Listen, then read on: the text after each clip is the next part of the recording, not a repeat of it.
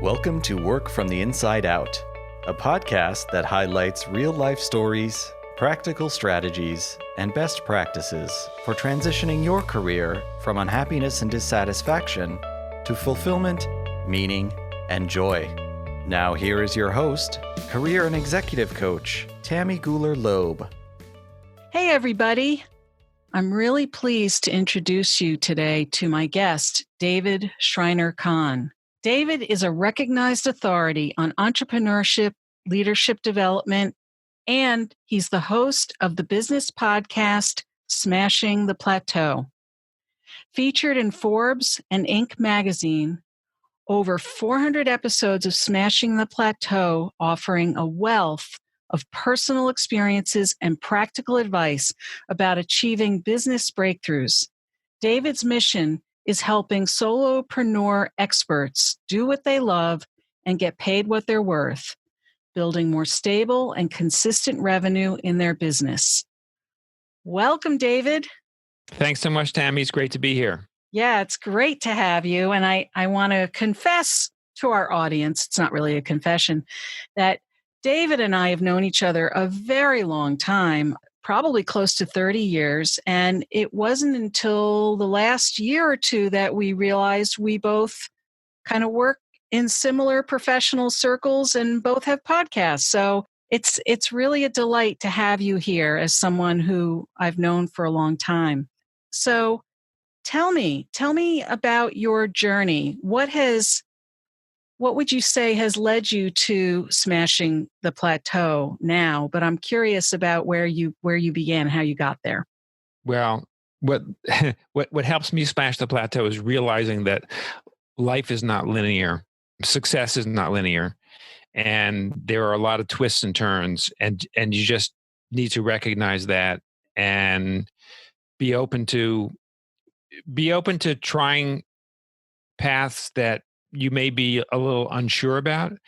And frankly, when we step outside our comfort zone, that's when we grow the most. When would you say that you began to recognize those twists and turns and those learning opportunities? I think many of us, we go to high school, we go to college, we get a degree, we follow kind of a standard path. Many of us do, not all of us. And it feels kind of linear. When did you realize that it wasn't really linear? Well, in hindsight, and of course, hindsight is always 20/20, I probably realized things weren't linear at my earliest memory, which is probably like age 3. But wow. In reality, in sort of in the professional world, I realized it about 5 years into my professional life. I was trained as an engineer. I have a master's in chemical engineering from Cornell. And engineering is especially like when I got out of school in the 1970s, it was a very linear expectation. I mean, school is very linear. It's very structured. You go to elementary school for a certain number of years. You go to high school for a certain number of years. If you're in the US, you go to college generally for 4 years. And in my case, I also went to grad school. Then you get thrown into the working world where there really is no calendar progression like that. It's like you start working, and if you're working like I was an engineer. I had a full-time job at a school designing chemical plants, and I did that 40 hours a week, and I could have done that for probably 40 plus years. Who knows? Yeah. So it's, the fact that you don't have that sort of those steps to look forward to like you have in school. That's the first sort of awakening that no, this doesn't work the same way as everything that we've been sort of, I don't know, programmed to focus on. Yeah. And that's that was kind of daunting, just to realize that, I was working with, and in those days it was mostly men who were engineers, although not all, but these guys who were 20, 30, 40 years older than me, who've been doing this for a long time. And I'm like, is this really what I want? Is this really what I have to look forward to? And the reality was, I wasn't really crazy about the kind of work I was doing. I was pretty good at it. I made a good living. Was I like super happy and all that kind of stuff? Not so much. It was like, it was Mm. okay. And Yeah. then the big aha moment for me came not by choice.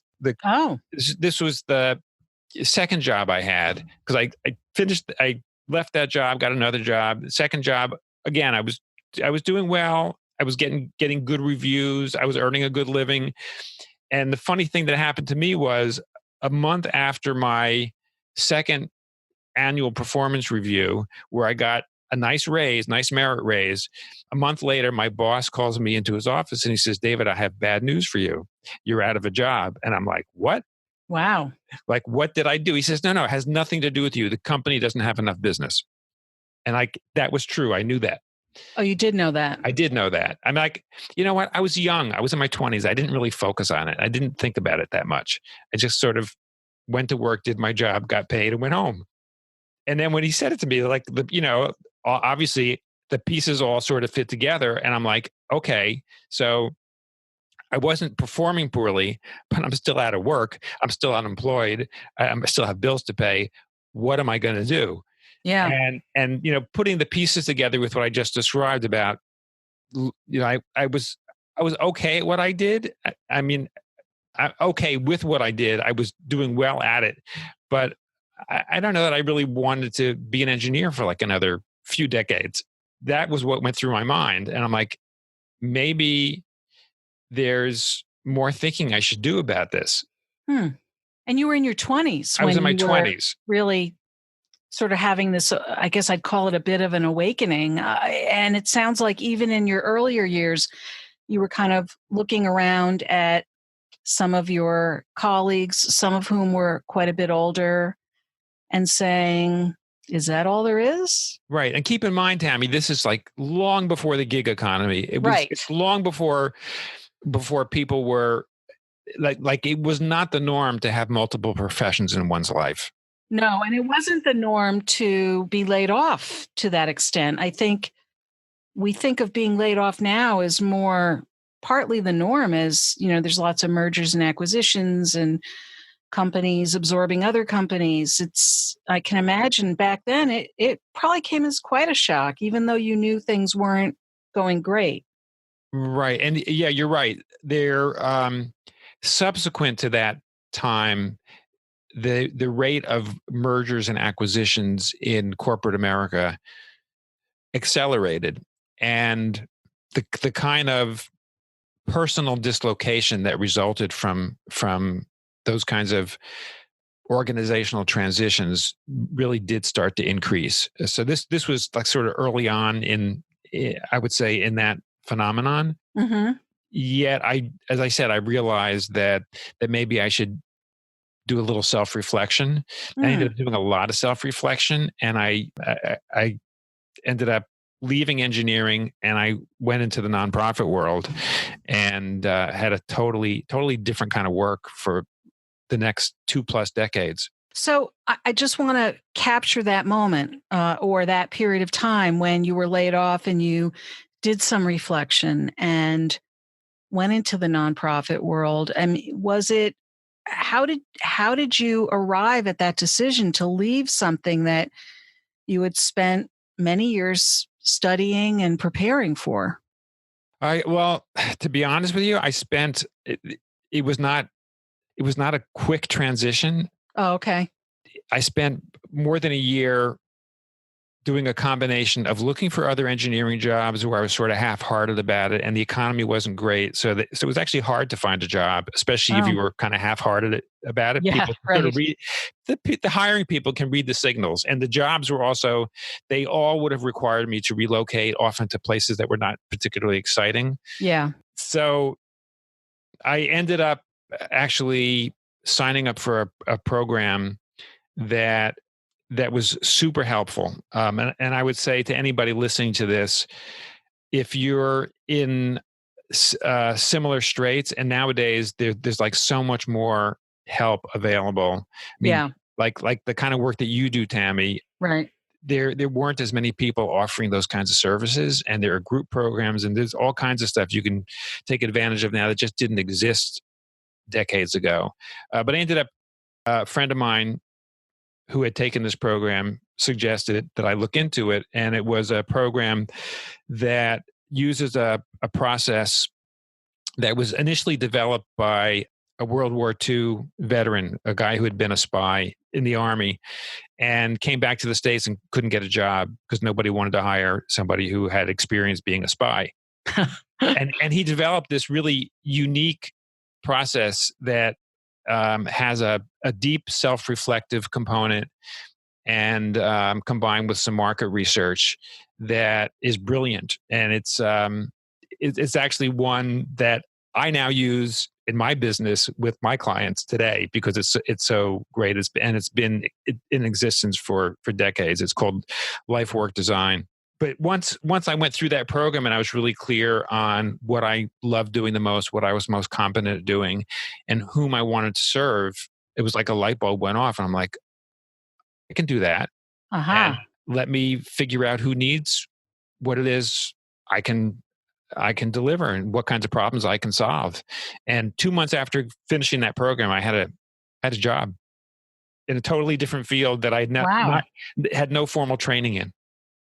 Wow. Now today, and I would say in today's world, it's so much easier to do that. Yeah. Than it was back then. But also the other piece of this story is that everybody who was closest to me, just about everybody who was closest to me, thought I was crazy. Really? Yes. And one of the things, you mentioned that I also host a podcast. So I've interviewed 400 plus entrepreneurs on my show. And I can tell you, I hear the same thing from many of them, which is that the path that they've pursued that has combined the same elements of what it is they most love doing, what they're most competent at, and whom they want to serve. And when they've pursued that, often the people who are closest to them think they're crazy. Like I interviewed John Lee Dumas on my show, who has a very successful podcast, Entrepreneur on Fire. Yeah. And I asked him a question about this, and he said he came back. He's also a veteran. He came back from the military, and he started law school, and he was a year into law school, and he realized he just wasn't happy. Yeah. And he quit law school and he started this 7-day-a-week podcast, and people thought he was crazy. Right. And we know now that he's done like really well as an entrepreneur and really well as a podcaster. But the people who were closest to him tried really hard to talk him out of it. Yeah. Yeah. Well, I think when we make a change and other people look at it and maybe identify or over identify with it and it makes them uncomfortable, then they call us crazy. And you know why that is?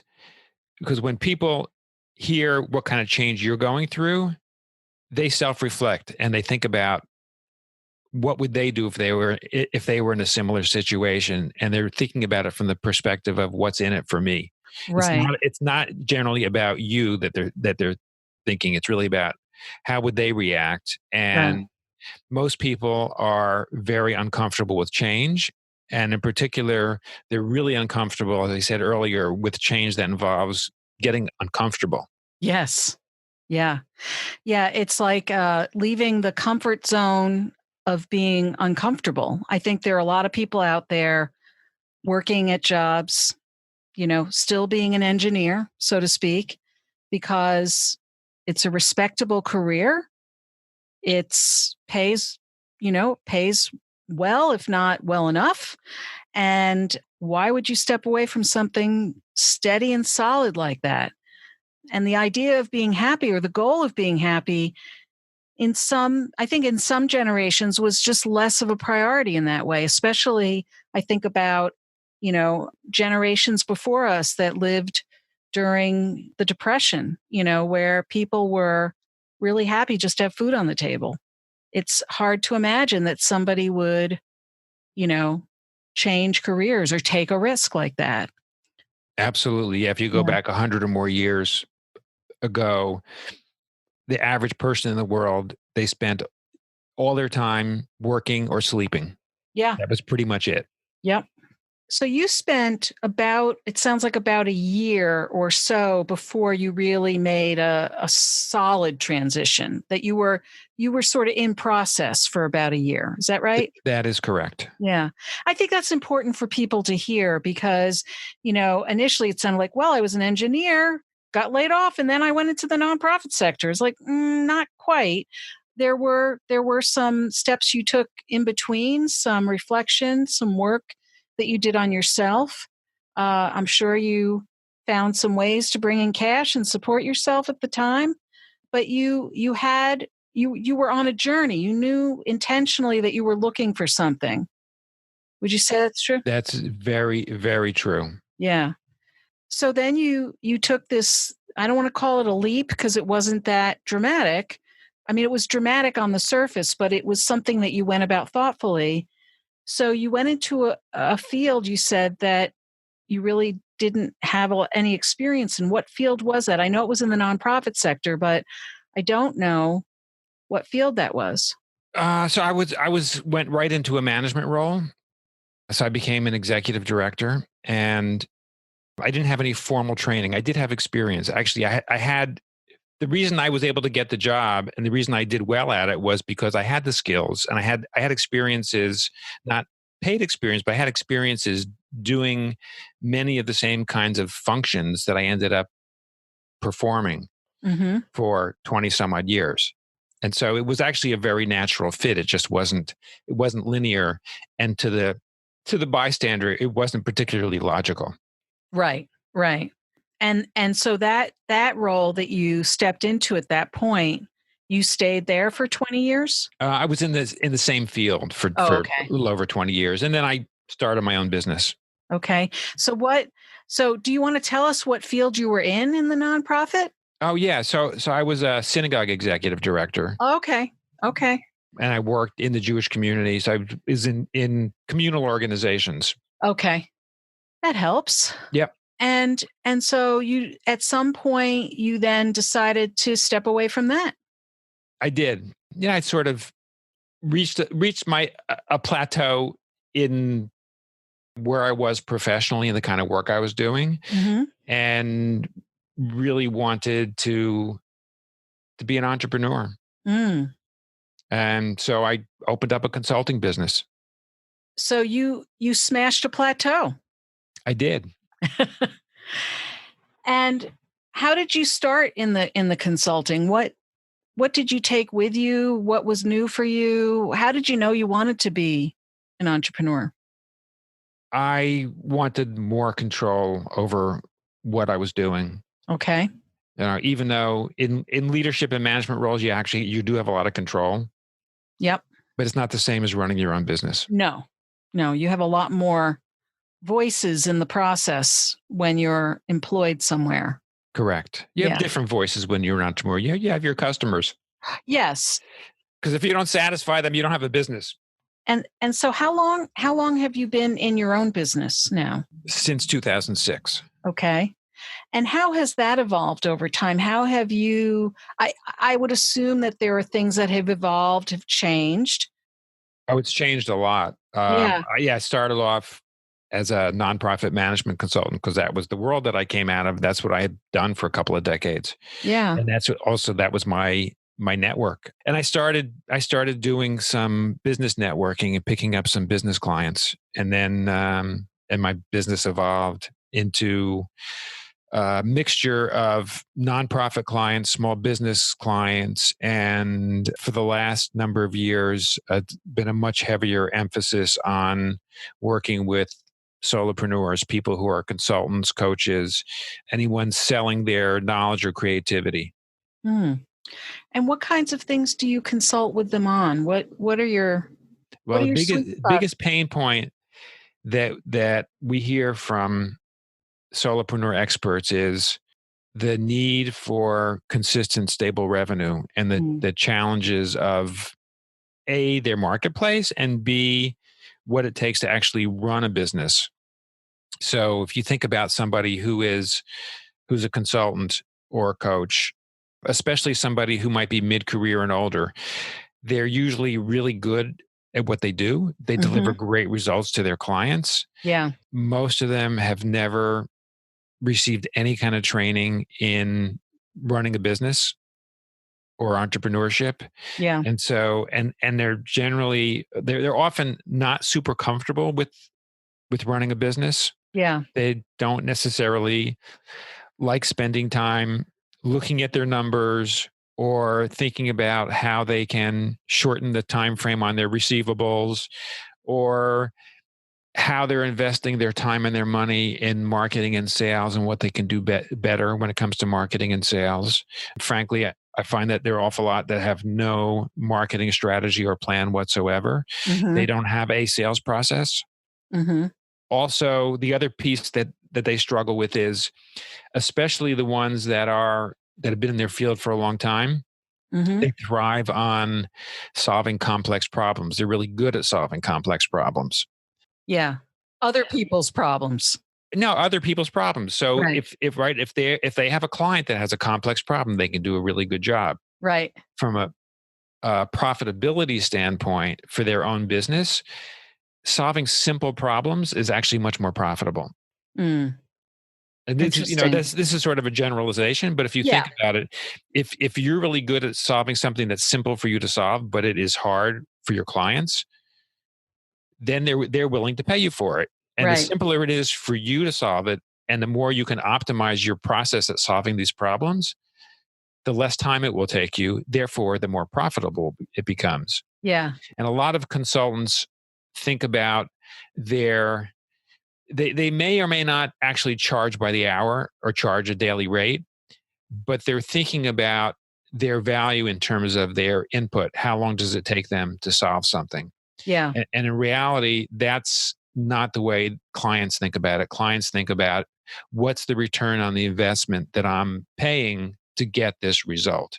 Mm-hmm. So if I'm hiring a marketing consultant and all I want to do is increase the number of qualified leads that I'm getting by 20%, then those leads are worth X number of dollars to my business. And so I don't really care how long it takes somebody I'm retaining as a consultant to increase the number of leads. All I care about is how many of those leads convert into sales and how much it's costing me for those leads. Mm-hmm. So if you're the marketing consultant and you can deliver those leads, and it's, let's say the business is going to pay you $5,000 a month for the increase in lead generation. Yeah. If it takes you 50 hours to produce those leads, or it takes you 1 hour to produce those leads, you're still going to get paid the same amount of money. Yeah. So you can do the math on what's more profitable. Right. Right.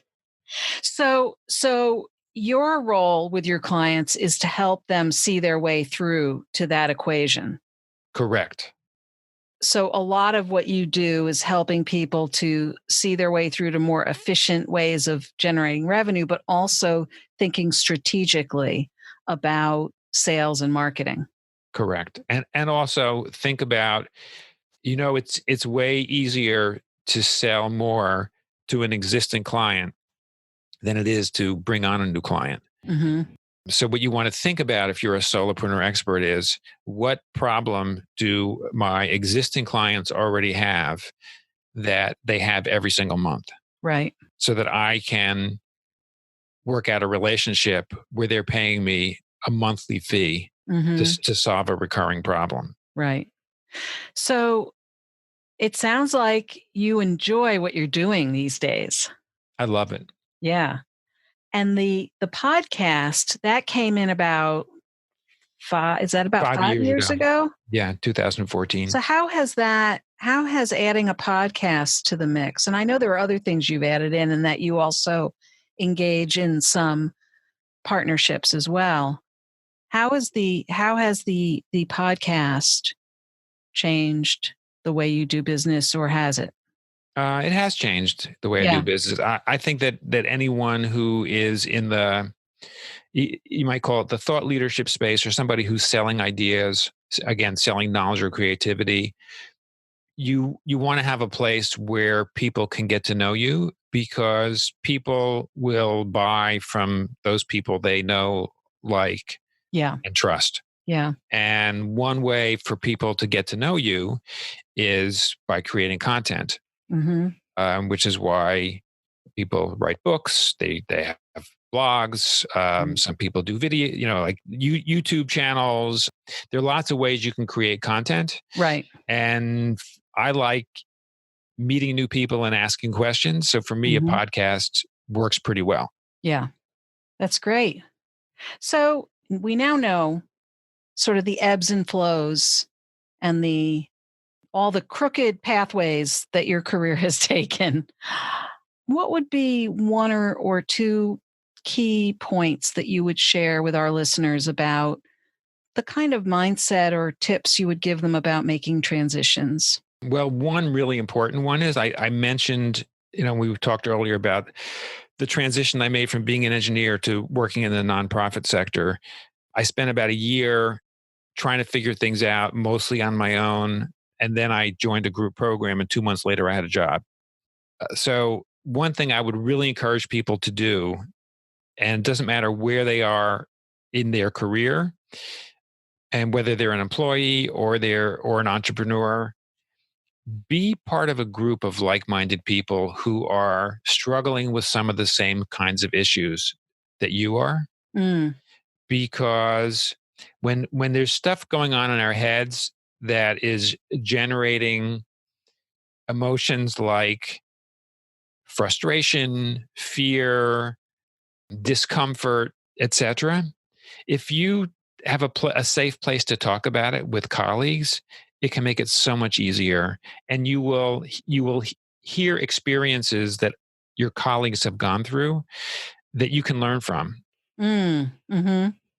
So whether you do something that is like a self-structured group, or whether you join something that somebody's facilitating and you're paying a fee for it, I think being part of some kind of ongoing group where you get to talk about these issues that are the most challenging for you professionally, I think that's really important. And you'll see that entrepreneurs that are really successful, they're almost all part of some kind of support groups. Yeah. With other entrepreneurs. Yes. And employees should be doing this too. Yeah, I agree. I think we can learn a lot about ourselves through our relationships with other people. And the piece that I think one of several pieces you keyed into here was the whole notion of doing some self-reflection, but don't do it all alone. No, because the stuff that goes on inside your head can often be not so good. Right. And other people, like when they hear what you're going through, they're not emotionally tied to the outcome, so they can be dispassionate and non-judgmental in the way they help you. Yeah, exactly. And they're hoping to get the same in return as well. It's a very right. I mean, you've got to go into, if you're in a group like that, you have to go into it with the mindset that this is about give and take. Right. It's not about just giving, and it's not about just taking. If you're not interested in exchanging, then you shouldn't be part of a group. Exactly.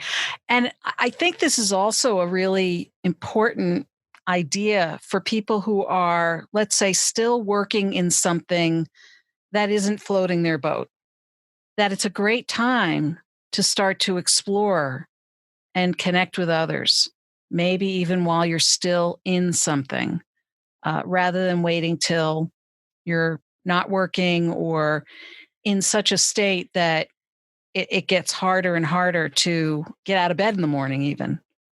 It's a lot easier to solve a problem when it's not a crisis. That's for sure. So, David, thank you for sharing your story and your insights about what it takes to make these kinds of transitions. If any of our listeners are interested in listening to your podcast or learning more about your work, what's the best way for them to find you? They can go to our website, smashingtheplateau.com, and I'd be happy to spend 30 minutes for free with anyone who's just interested in hearing somebody else's questions about whatever it is they're struggling with. Oh, there's great. a button on the homepage to schedule time with me. Great. Thank you so much. It's a very generous offer, and I would encourage our listeners to take David up on that. He He brings a lot of depth and wisdom to what he's doing. He's a great listener and has a lot of insight. So thank you for that. And thank you for spending this time with us today, David. Thank you, Tammy. It's great to be here. I hope you enjoyed my interview with David Shriner-Cahn. It was such a pleasure to speak with him and learn about his personal and professional journey. What is your key takeaway from our conversation? Is there something you'll put into action this week that you'll benefit from for years to come? Share what resonated with you in the show notes at workfromtheinsideout.com. Look for episode 015. That's also where you'll find all the links and resources from today's podcast. If you enjoyed this episode with David, please share it with your friends and colleagues. And don't forget to subscribe so you don't miss next week's show. Remember, subscribing is always free. Are you enjoying the podcast? I'd love to read your review on Apple Podcasts. It's easy to find my page at tammygoularloeb.com/Apple. Thanks for listening. And remember, it's never too late or too impossible to increase fulfillment and satisfaction in your work or other meaningful activities. Let me know how it's going for you. And who knows? Maybe you'll be a guest on this podcast. Bye for now. Thank you for listening to the Work from the Inside Out podcast. For more information, you can find us at www.workfromtheinsideout.com.